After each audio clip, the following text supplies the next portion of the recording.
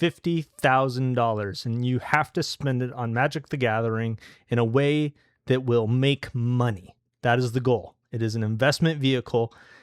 I asked my wife if we could do this, and she said no. And so, but if you have a partner that's more chill, or you are not shackled by such things, what would you do with $50,000 that you had to spend on Magic the Gathering with the intention of making profit in the, I'm gonna play near term, not like months, but like next 5 years for sure. I'm not going to play the like 10, 15, 20 year game. I'm going to say like I'm going to sell sometime in the next 5 years.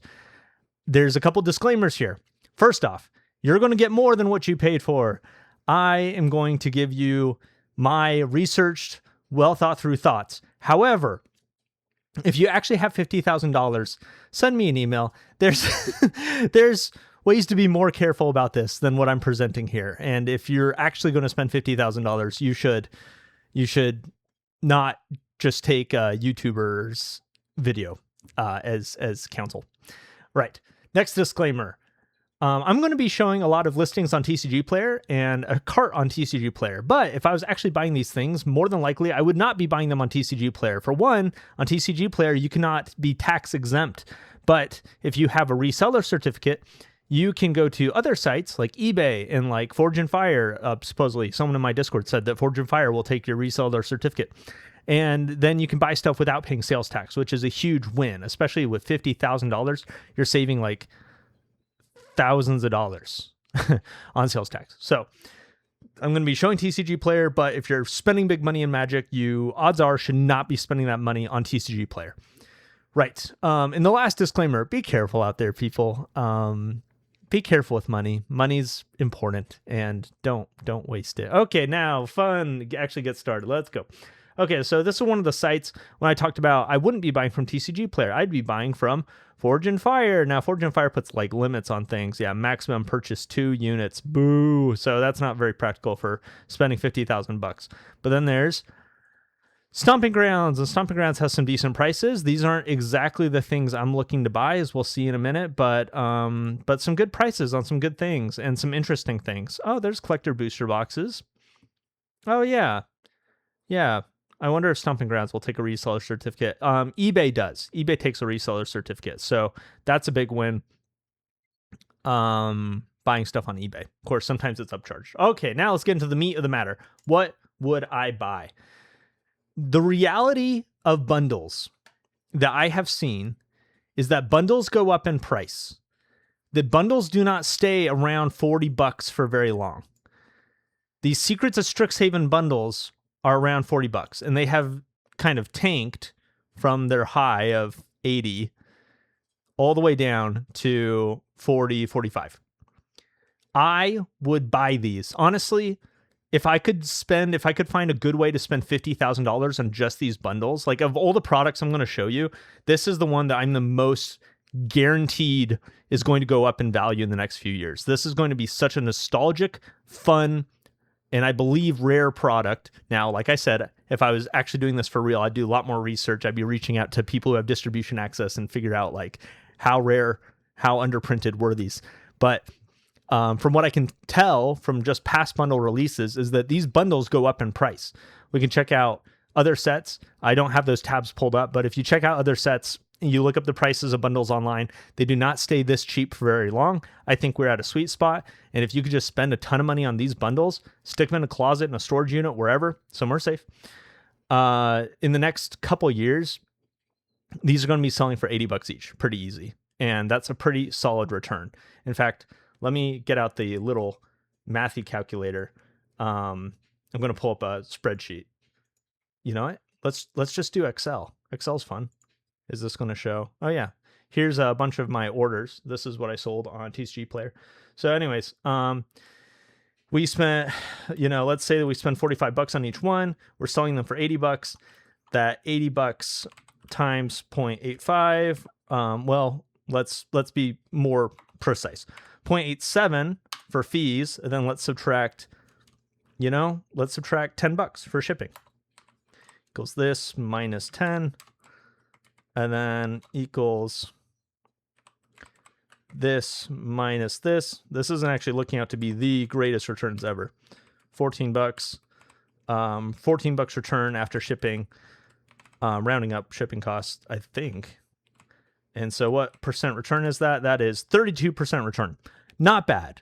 You know, not crazy. You're working pretty hard to get your 32% return by shipping out the, like, how many of these would you need? 100 make 50,000 or 5,000. So you need 1,000 of these. You need 1,000 bundles. Yeah, it's a lot of work. Anyways, we're going to talk about other things too, but I'm just saying that these bundles are a great spec. Moving on. Collector booster boxes. Edge of Eternity's collector booster boxes. There's other ones too. I'm going to walk through each one and why I think that it's actually a decent pickup. Edge of Eternity's has been going up, up, up. I don't think it's going to slow down, actually. I think that it's like another Bloomborough-esque type box. I guess that's it. I mean, $600, but I think it's going to be 800, 1,000 plus within the next couple of years. So pick it up. Teenage Mutant Ninja Turtles. It has been going up. It has been going up steadily in a strong manner. I've been impressed. You know, when you look at the 6 months, it doesn't look like it's going up because people were buying these for, you know, $500 pre-order. Do not pre-order your collector booster boxes on TCG Player. Yeah, I guess that's the point. Anyway, but the price has been going up. It was at $400 like a month or two ago. Now it's at $450, really closer to like $470 once you get rid of these kind of weirdo one-of listings. And I would pick up, I'd grab 10 of these. I'd put $5,000 into, 10% of my $50,000 into Teenage Mutant Ninja Turtles collector booster boxes. They just seem to be doing well. I don't think that there is a high supply of these, and they keep selling. And so it makes me wonder. Although, there were 0 sold a couple days. Spooky. Anyways, there's also the reality that if you have $50,000, you could just like buy something out. You know, it's like how many. I wouldn't buy out Teenage Mutant Ninja Turtles collector booster boxes, but it's like how many of these could you buy, and then you're suddenly selling, the lowest price for like $600 or whatever. Anyways, it wouldn't quite work that way, and I guess maybe I'll explain why.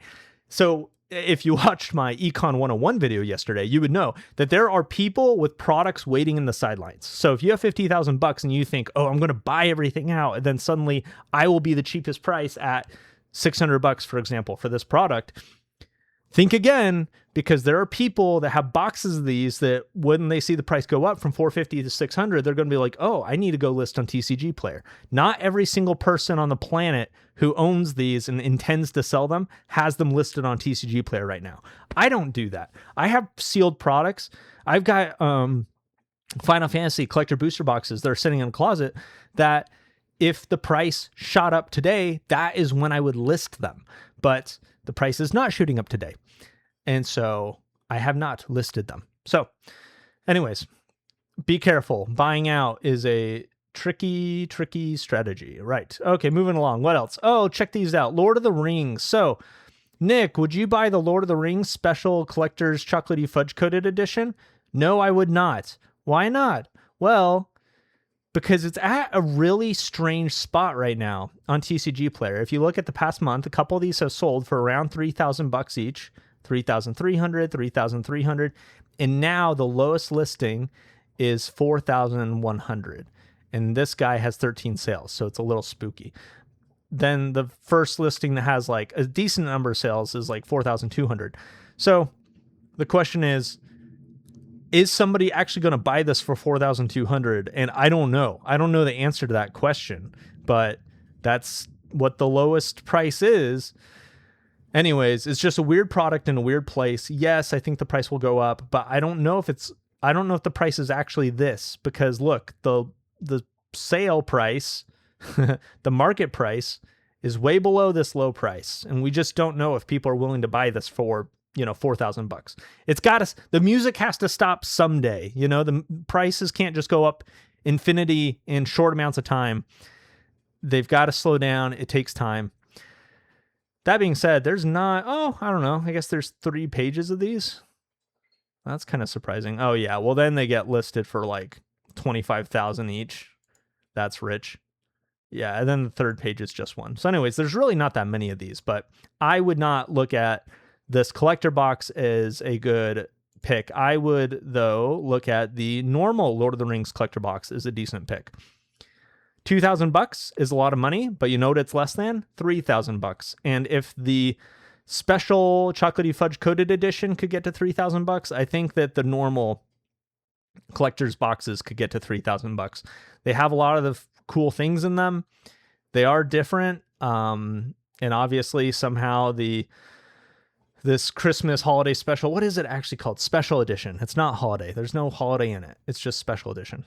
The special edition are obviously more desirable for whatever reason, but this isn't falling far behind. So I would pick up a handful of these, the Lord of the Rings Tales of Middle-earth collector booster boxes with the target price of $3,000. And for those of you following along at home, what does that mean for us? So if we buy them for $1,700, let's just say $1,800. Once again, taxes would kill you on something like this. So you don't pay taxes. I mean, legally, right? Okay. And then multiply this times 0.87. And then let's subtract, let's say you pay insurance on your, equals this minus whatever. You spend $30 because you got insurance on it or whatever. And so you have made $780. See, this is a lot better. Let's look at the return percent, but this is a lot less work for good money. Yeah, 43% return. Yep. If I had $50,000, I would probably be picking up these if I could find them for a price that's good, not on TCG Player. Anyways, great. Moving along. Marvel Spider-Man. If you're in it for the long game, if you're actually in it for 5 years, because a lot of these options that I've talked about, you don't need to be in it for 5 years. You can be in it for like 2 or even less, and you're going to make good money. I think that Secrets of Strixhaven, these bundles will probably be like $80 each within a year. Edge of Eternities, I think you could break even or make money within a year. Teenage Mutant Ninja Turtles, same. And when I say break even or make money, I mean that you'll make the fees, assuming you're selling on TCG Player or eBay. You'd make the fees and the shipping back, but probably make money. Lord of the Rings, I'm not certain about in the next like 1 to 2 years, but honestly, probably. Now, I do not believe that Marvel Spider-Man is going to shoot up in the next 1 to 2 years. I think that it's going to be more of like, I mean, if they do one Marvel set a year, what are we doing? And there's like 5, 6 stones. So there's going to be 4 more sets. So we're looking at 4 more years of Marvel sets. So yeah, I mean, within the next probably 3 to 4 years, I expect these Marvel Spider-Man collector booster boxes to be pricey, at least pricier, probably like $500, something like that. I'm not going to do the math for what that return would be, but I would pick up a handful of these.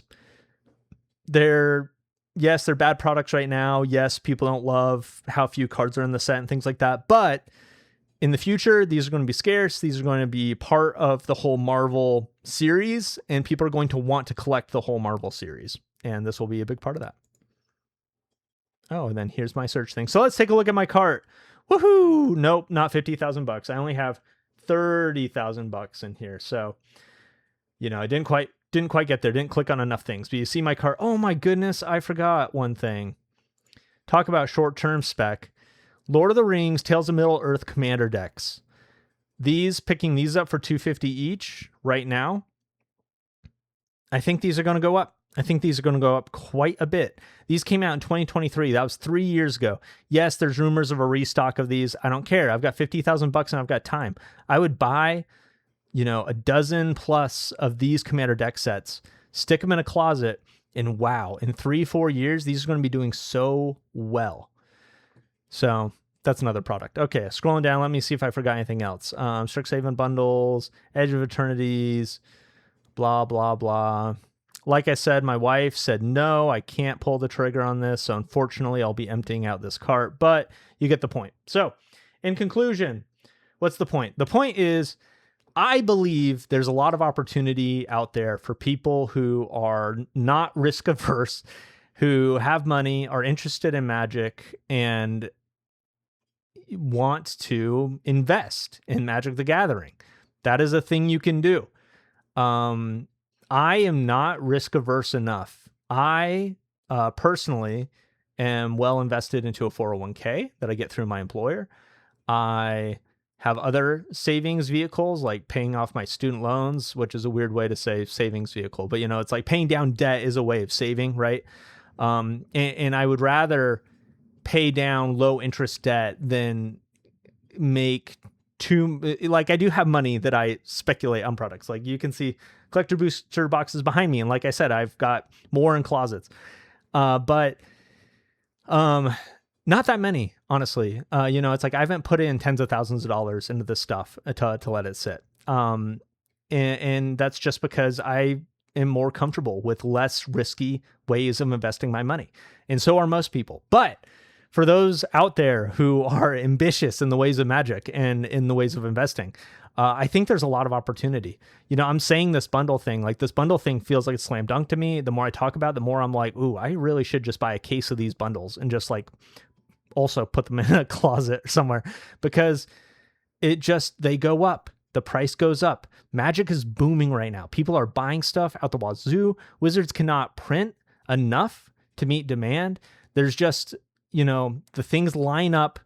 There is risk. The economy could crash. There could be, another Magic 30 type event. There could be another Amazon dump, whatever craziness kind of events to crash prices. Things could happen.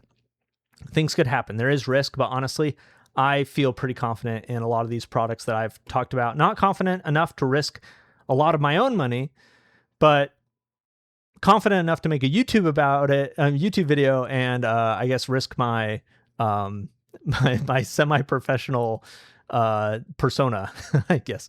So anyways, thanks for watching. As always, this is for entertainment purposes. Thank you for being here, and subscribe. My name's Nick, Nick. Don't worry about it. Anyway, see you later. Subscribe.